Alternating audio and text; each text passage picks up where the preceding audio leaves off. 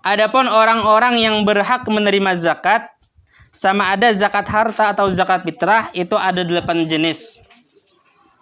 Yang pertama fakir, yang kedua miskin, yang ketiga amil, yang keempat mu'allab, yang kelima muqattab, yang keenam gharim, yang ketujuh sabilillah, dan yang kedelapan adalah ibnu sabil. Kita jelaskan satu-satu dulu. Pertama tadi yang fakir. Nah, kayak pengertiannya fakir tadi, yaitu orang yang tiada baginya harta dan tiada punya usaha yang halal, yang layak dengan dia, yang menutupi hajatnya dan hajat orang yang ditanggungnya. Kalau di dalam kitab lain, orang fakir ini terbagi menjadi 3. Yang pertama, orang fakir ini adalah orang yang tidak punya harta dan tidak punya pekerjaan. Nah, pegawai sidin meminta-minta bang. Nah, itu jelas sudah berhak menerima zakat. Baik zakat harta atau zakat fitrah. Orang fakir yang kedua adalah yang tidak punya pekerjaan. Orang yang tidak punya pekerjaan, tetapi ia punya harta. Bisi tanah ada sidin hanya berjual tanah. Sidin ini kada bisi gawian, menganggur gawian, kada dapat gawian, cuman umbah berjual tanah. Apakah orang sugih atau orang fakir? Kita lihat dulu. Seandainya harta sidin tuh kira-kira sidin misalnya 40 tahun umur, berjual tanah 25 juta. Kira-kira sidin ini meninggal umur 60 tahun. Kira-kira duit yang 25 juta itu sampai umur 60 tahun atau umur 70 tahun, mayo kada? Kada mayo kalau. Nah, berarti sidin orang fakir. Walaupun hanya yang berjual tanah. Kenapa berjakat ke situ? Sidin sumpah berjual tanah. Kita hitung dulu. Sidin kada begawe yang pertama dulu. Kemudian umur sidin masih 40 tahun. Kira-kira sidin 70 tahun meninggal dunia. Kita hitung-hitung kada mayo gesan sidin sampai mati. Nah, maka kita boleh membayar zakat kepada sidin. Karena sidin masih digolongkan orang yang fakir. Kemudian orang fakir yang ketiga adalah orang yang punya usaha, akan tetapi usahanya tuh kada mencukupi setengah daripada kebutuhannya. Misalnya di Berimau ini misalnya sebulan membutuhkan duit 1 juta, gesan bayar listrik, gesan bayar banyu misalnya, macam-macam aja. Atau misalnya dalam sehari ini kita membutuhkan duit 50.000 misalnya. Untuk sayur macam-macam aja, gesan belanja anak, gesan sekolah anak. Cuman kita hanya bisa menghasilkan duit kurang daripada setengahnya berapa? 20.000. Sehari kita kawa dapat 20.000, usaha ada, cuman sehari kita dapat 20.000 aja. Sebujurnya kita membutuhkan duit 50.000. Jadi yang ada-ada ini kita pas-pasakan orang. Nah, itu karena kita fakir. Nah, berhak menerima zakat. Nah, habis sudah masalah fakir. Yang kedua tadi orang yang berhak menerima zakat adalah miskin. Orang miskin itu adalah orang yang punya usaha yang halal lagi layak dengan dia, tetapi tiada mencukupi akan belanja dirinya dan belanja tanggungannya pada masa yang tinggal daripada umur ghalib. Umpamanya orang yang menghajatkan akan belanja kepada 10.000 rupiah, sedangkan yang ada padanya hanya 8.000 rupiah. Ini dinamakan miskin. Sama kayak orang fakir tadi. Orang miskin ini memiliki usaha juga. Cuman perbedaan antara fakir dengan miskin. Kalau miskin tadinya memiliki usaha, akan tetapi usahanya tuh kurang, penghasilannya tuh kurang daripada setengah kebutuhannya. Kalau orang miskin, penghasilannya tuh lebih daripada setengah kebutuhannya. Misalnya dalam sehari membutuhkan duit 50.000. Orang yang miskin ini begawi dapat duit sehari 40.000 aja. Lebih daripada setengahnya berapa? 25.000. Ini dapat duit 40.000. Sedangkan keperluannya sehari-hari 50.000. Nah, itu ngarannya miskin. Jadi selama ini jadi pas-pasakan orangnya sebujurnya anak tuh menyangkut duit saya ini, jadi dikurangi duit anak, belanja makanan kita dikurangi.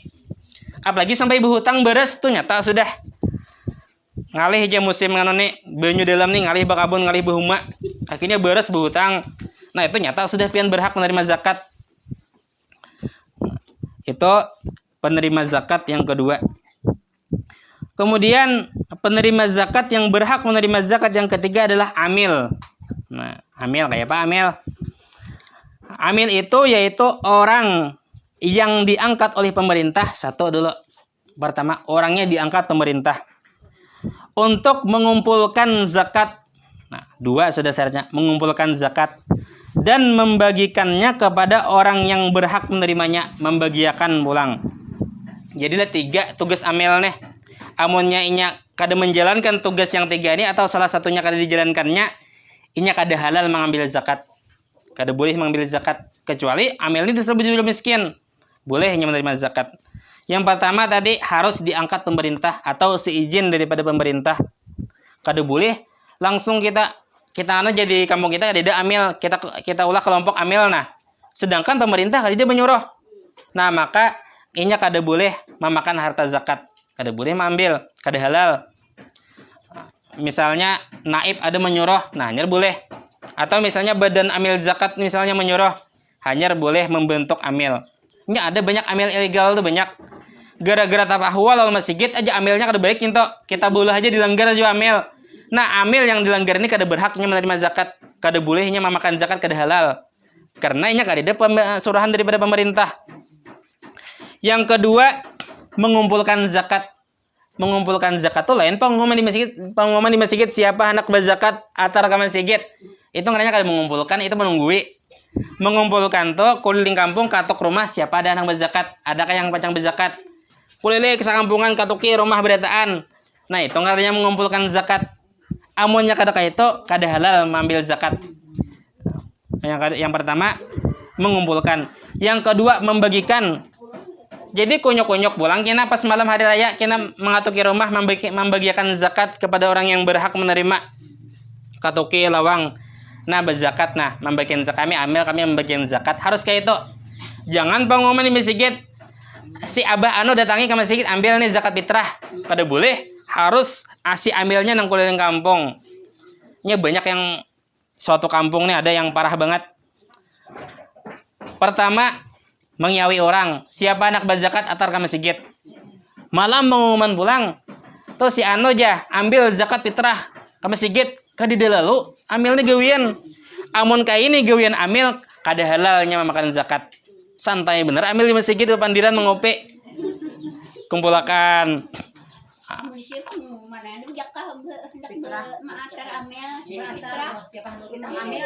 Berarti kada memenuhi syarat kedua tadi.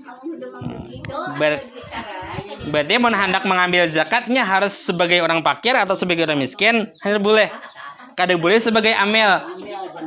Karena amilnya kada sah. Jadi kada boleh pengumuman kita leh. Bukannya kada boleh. Karena inya pengumuman, inya kada menunaikan syarat jadi amil, artinya inya kada boleh mengambil zakat dari sebagai amil. Mun boleh hae. Kada boleh hae kita mengiyawi orang boleh, cuman Kayak di Medikini itu man itu di penekanan kayaknya jam 4 boleh aja.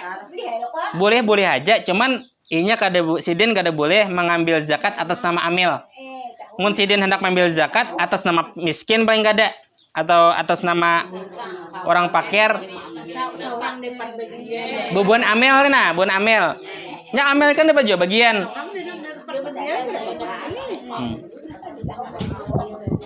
Adapun bagian amil dalam harta zakat itu yaitu sekedar upah seumpama pekerjaannya juga tiada lebih.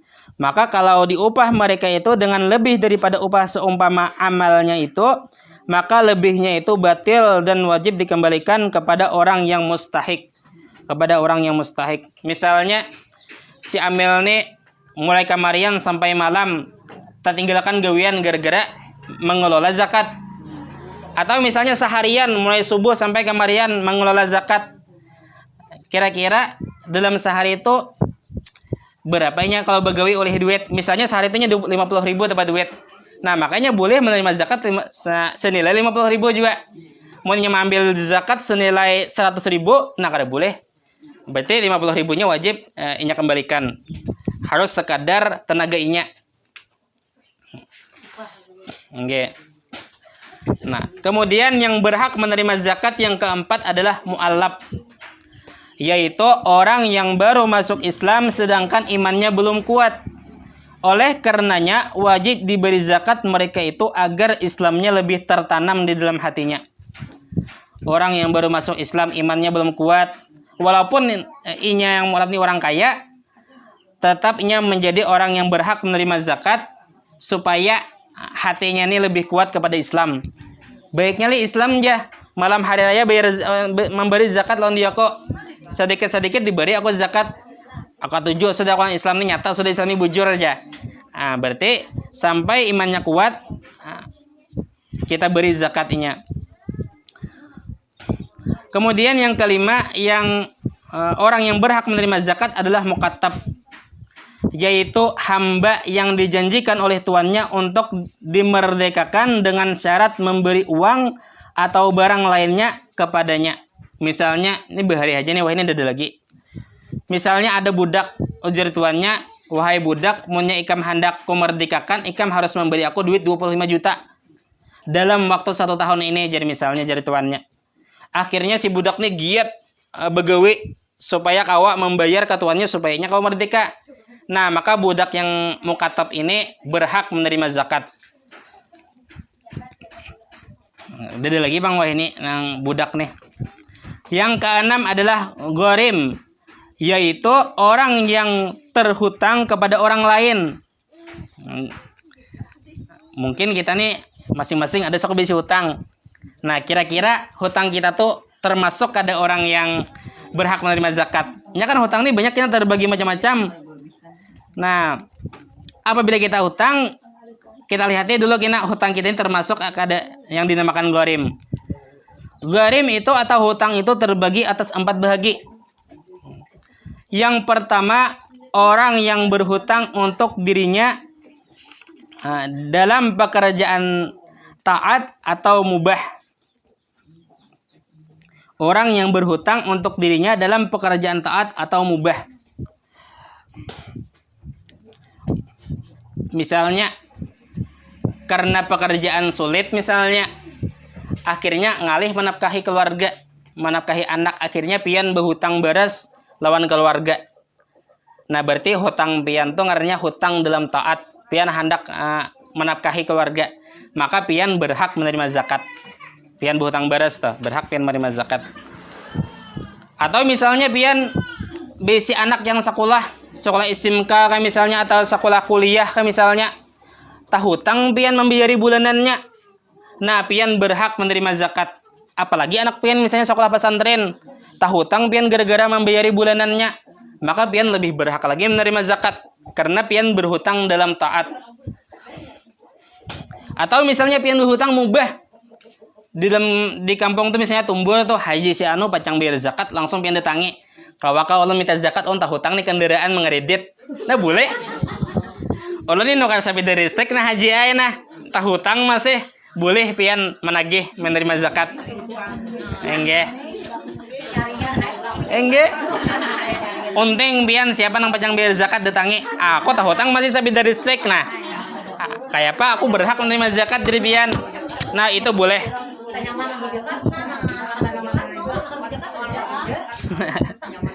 Atau misalnya kayak Allah nih, misalnya hendak nukar mesin jahit yang tahannya tah hutang, boleh Allah menerima zakat. Itu ngarannya berhutang dalam mubah. Nah, maka boleh menerima zakat. Mun orang kada yang pahamnya. Tohok sedang menunggu jadi pian aur tuan guru atau yang diberi. Orang seorang tah hutang ini kada diberi. Enggak.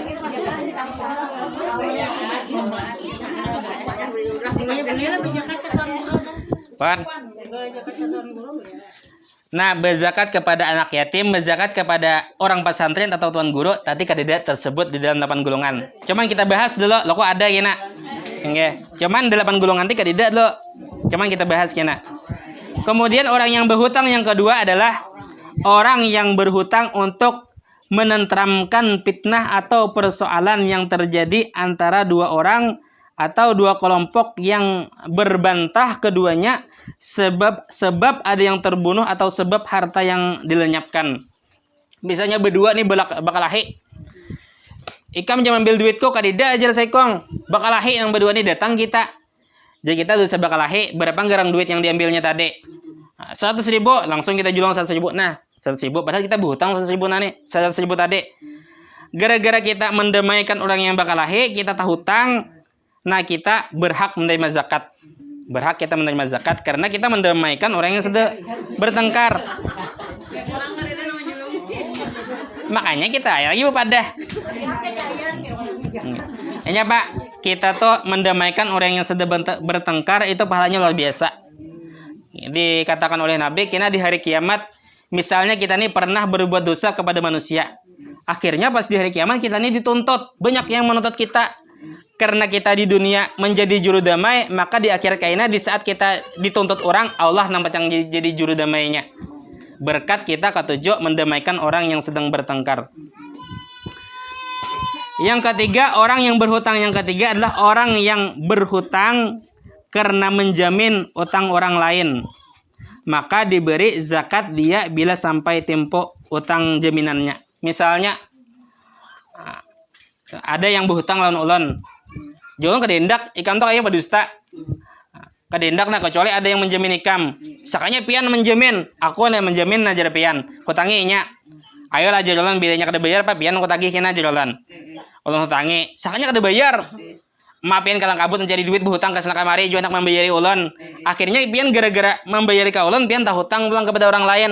Nah, maka pian berhak menerima zakat. Pian berhak menerima zakat. Oke. Kemudian berhutang yang keempat adalah orang yang berhutang untuk maslahat orang banyak. Seperti berhutang untuk membangun masjid atau musalla atau pesantren atau menjamu tamu atau membangun jembatan dan sebagainya. Misalnya nih di Beliau nih membangun masjid cuman dana kada mayu. Akhirnya pian hakun berhutang manukar samen. Nah, maka pian berhak menerima zakat. Walaupun misalnya pian orang kaya ada aja duit, cuman pian hendak berhutang warain kada samen. Nah, pian berhak menerima zakat. Misalnya aku manalangi aja nah aja, pian kada berhak menerima zakat karena pian manalangi, lain pian berhutang. Manalangi kisahnya. Atau misalnya membangun pesantren enggak? Atau menjamu tamu. Menjamu tamu, padahal nih zaman krisis kita nih nasakanya ada keluarga nang lawas kada suah datang langsung kita menukar hayam misalnya hendak menjamu tamu tak hutang kita karena kada berduit. Nah, karena kita tak hutang karena menjamu tamu, maka kita berhak menerima zakat. Bila ada orang berbagi, pian kawa menuntut. Okay. Nah, itulah yang dinamakan gharim.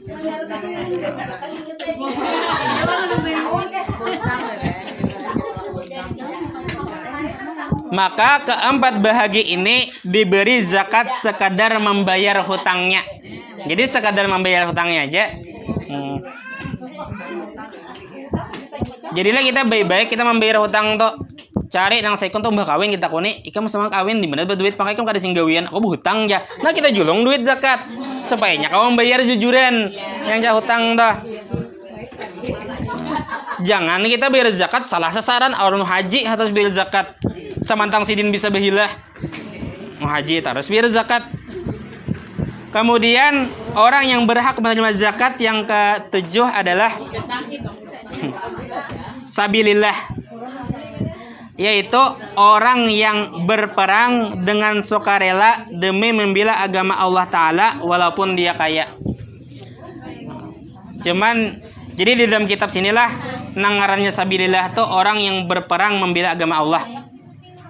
Jadi pesantren kadida bang disebut sabilillah sini, tuan guru kadida disebut sabilillah. Akhirnya menjadi perdebatan antara ulama, apakah bubuhan pesantren, apakah bubuhan tuan guru itu termasuk fisabilillah. Nah, maka ulama terbagi dua, ada yang mengatakan itu termasuk sabilillah, ada yang mengatakan kada. Jadi ada yang mengatakan kada berhak menerima zakat, ada yang mengatakan berhak menerima zakat. Nah, jadi seandainya ada tuan guru, mobil ada, sepeda motor ada, baik kada usah kita cari yang miskin aja. Cuman seandainya kita serahkan sah aja, juga ada aja yang mengatakan sah, cuman ada yang mengatakan kada sah. Kecuali misalnya tuan guru ini miskin, dah itu lebih baik lagi kita serahkan daripada yang miskin dipulang. Pesantren misalnya cuman banyak berduit, sah-sah aja bang berzakat lawan inya, karenanya pesantren walaupun banyak berduit. Cuman misalnya ada orang miskin, lebih baik kita serahkan kepada orang miskin aja.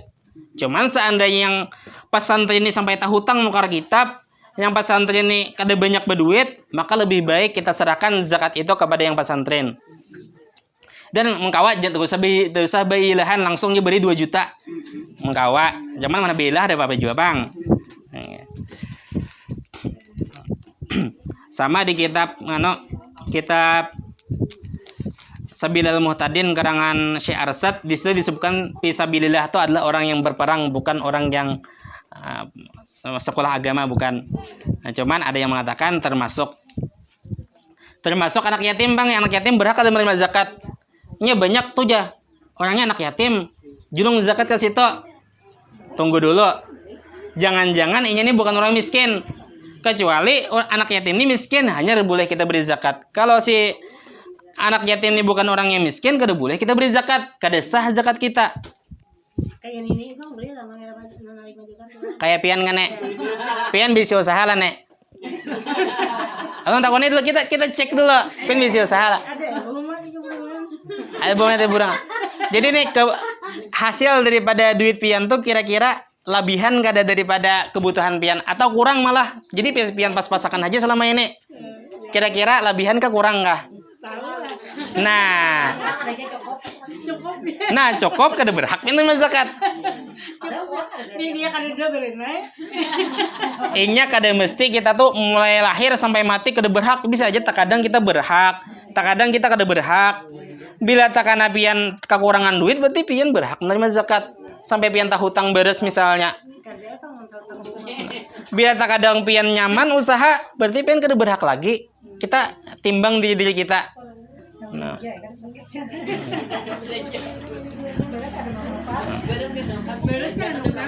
Parak dasar langsung aja kita nah. Yang ke-8 Ibnu Sabil. Ibnu Sabil itu ialah orang yang musafir dan perjalanannya kehabisan ongkos atau ada ongkos tetapi tidak mencukupi dan musafirnya itu bukan tujuan maksiat. Misalnya ada orang anak ke Samarinda di Barabai kehabisan ongkos pas tagana di Barabai. Nah, makanya berhak menerima zakat.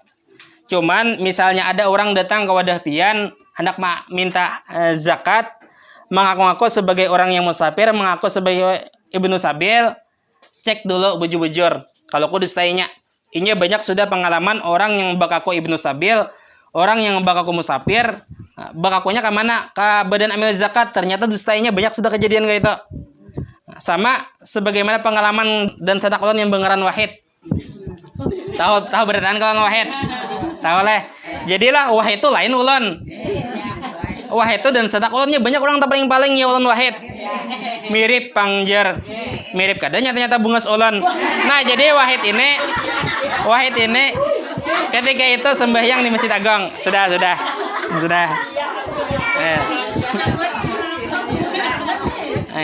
Jadi Wahid ini ketika sembahyang di Masjid Agung, sembahyang asar Wahid nih.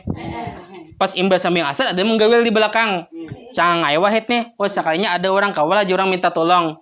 Ngarannya muhapin membeli maras, kedeporon Wahid menolak. Enggak. Minta tolong napa gerang jar Wahid. Kawal aja orang tadi aku minta duit. Sebujurnya aku nih anak Samarinda. Cuman aku nih kehabisan duit. Iya, aku tagana di sini. Nah, jar Wahid ulun gin kada bisi duit juga. Akhirnya Wahid ini konyok-konyok di Barabai menghubungi kekawanannya kalau kok ada yang kawan membantu. Dan alhamdulillah terkumpullah duit sekian-sekian. Julung ailan orang tadi. Mbah dijulung duit tadi, jar orang tadi, aku anak KWC dulu lah. Kira Wahid bujur anak KWC, saya kabur. Nah, di bawahnya duit sudah dijulung bang, kabur ya lagi. Ancaman kan anak matar kabis tadi. Sakanya anak KWC dulu aja. Nah, sakanya kabur orangnya. Nah, jadi kita misalnya ada orang bak aku berhutang datang lawan kita berzakat nih. Orang datang bak aku berhutang, datang bak aku musafir jar orang tadi. Kita cek bujur-bujur dulu. Kalau kudus tanya, kasihan Wahid leh. Nah, jadi itulah 8 golongan yang berhak menerima zakat. Kira-kira banyak kayak kalau leh 8 golongannya diberi mau nih. Jangan sampai pian tak salah mengeluarkan zakat pakai desah zakat pian. Ini aja sebagian ulama mengatakan ada 3 penjahat zakat. 3 penjahat zakat. Yang pertama orang yang sudah wajib mengeluarkan zakat akan tetapi inya kada bayar zakat. Itu penjahat zakat yang pertama.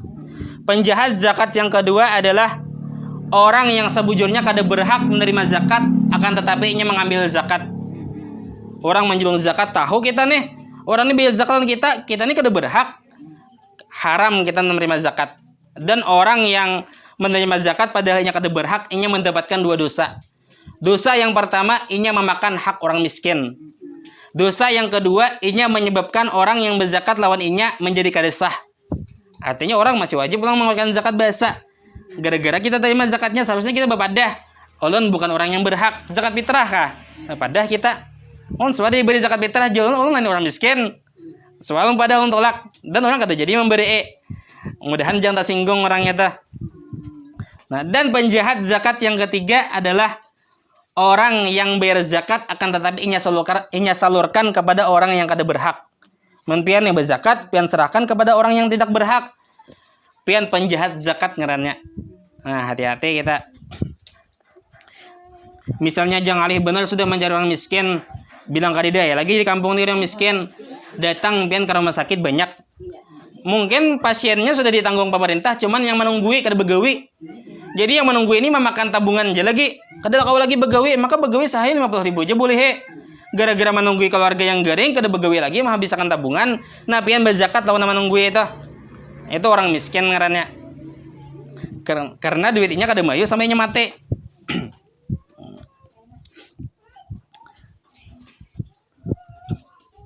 Nah, jadi itulah orang yang berhak menerima zakat. Lewat waktunya sudah kita. Nah, maka yang berikutnya adalah orang-orang yang tidak sah menerima zakat. Nah, get situ dulu. Nah, iya kada ingat lo nyebutakan. Menurut pendapat Imam Syafi'i, kalau di kampung ini ada kedelapannya atau 3 aja di kampungnya, harus kita bagi ke 3-nya. Harus kita bagi ke 8-nya. Misalnya di kampung ini miskin ada, fakir ada, orang yang berhutang ada, orang yang musafir kehabisan ongkos ada, pian bagi rata beritaan. Maksudnya nama nerima. Itu pendapat Imam Syafi'i dulu. Nah, maka kita wajib membagi beritaan. Cuman misalnya kita memberi ke seekong orang aja, padahal miskin ada, cuman pian beri orang yang berhutang aja. Nah, kayak bihilah tadi kan. Pian bihilah tahu memberi ke seekong orang aja. Nah, pian bataklet kepada Imam Ibnu Ujail. Imam Musa bin Ujail kah Al-Yamani. Pian bataklit lawan siden ketika pian berniat. Ketika pian pisahkan zakat pian, nah di situ pian niate ini adalah zakat hartaku jadi pian. Nah, dan ulun bertaklid kepada Imam Ahmad bin Musa leh. Itu kah? Ingat lo nah. Ibnu Ujail lah singkatnya tuh. Nah, pian bertaklid, nah boleh pian serahkan kepada satu orang aja.